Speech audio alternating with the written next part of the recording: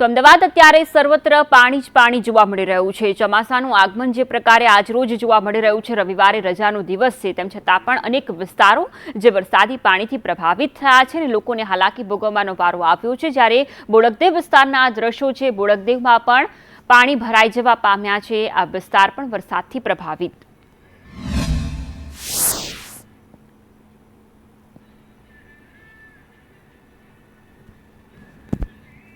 અમદાવાદના વિસ્તારો છે, પશ્ચિમના વિસ્તારો કે જ્યાં અમદાવાદવાસીઓ કામ કરે કે ન કરે, પરંતુ તેના ઉપર માછલા હંમેશા ધોવાતા હોય છે। અને આખરે માછલા ધોવાય કેમ નહીં, કારણ કે આ છે અમદાવાદના પોસ્ટ વિસ્તારમાં અમદાવાદ મ્યુનિસિપલ કોર્પોરેશને કરેલી પ્રી મોન્સૂનની કામગીરી, એટલે કે જે વરસાદી પાણીના નિકાલ માટે જે કેચપીટો બનાવવામાં આવી હતી, જે પાણીની લાઈનો નાખવામાં આવી હતી, જે નવી ગટર લાઈન નાખવામાં આવી હતી, આ તેના દ્રશ્યો છે।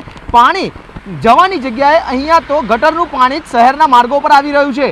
પરંતુ સૌથી મહત્વની વાત એ છે કે આ અમદાવાદનો કોઈ પોસ્ટ વિસ્તાર અથવા તમે કહી શકો કે હાઈ પ્રોફાઇલ અને સૌથી સારામાં સારો વિસ્તાર છે લાડ સોસાયટી રોડ પાસેનો, કે જ્યાંના આ દ્રશ્યો છે અને જ્યાં આસપાસ કદાચ કરોડોની કિંમતના બંગલાઓ અને ફ્લેટ આવેલા છે, પરંતુ કોર્પોરેશનની કામગીરી એટલી મહાન છે કે તે કરોડોના બંગલાની આગળ જ જ્યારે આવી રીતે ગટરના પાણી બહાર આવતા હોય તો સ્વાભાવિક રીતે કોર્પોરેશન જે કરોડો રૂપિયાનો ખર્ચો પ્રી મોન્સૂનની કામગીરી પાછળ કરે છે, જે વરસાદી પાણીના નિકાલ માટે કરે છે, તે કામ યોગ્ય ન થયું હોવાનું આજ બોલતો પુરાવો છે। ત્યારે શા માટે કોર્પોરેશન પર લોકો માછલા ન ધોવે, શા માટે કરોડોના લોકોના જે પરસેવાના રૂપિયાથી તે ટેક્સ ઉઘરાવવામાં આવે છે તે ટેક્સનો તેમને વેડફાટ કર્યો છે તેવું કહેવામાં સહેજ પણ ખોટું ન હોય તેવું આ દ્રશ્યો સાબિત કરી આપે છે। ત્યારે સૌથી મોટી અને મહત્વની વાત એ છે કે કોર્પોરેશન દર ચોમાસે બાદ પણ મોટી મોટી વાતો કરવાનું વચન આપતું હોય છે, સારી કામગીરીના વચન આપતું હોય છે, પરંતુ આ કામ સારા ક્યારે થશે તે સૌથી મોટી અને મહત્વની ચર્ચા છે। અને કોર્પોરેશન હવે કદાચ શીખ લે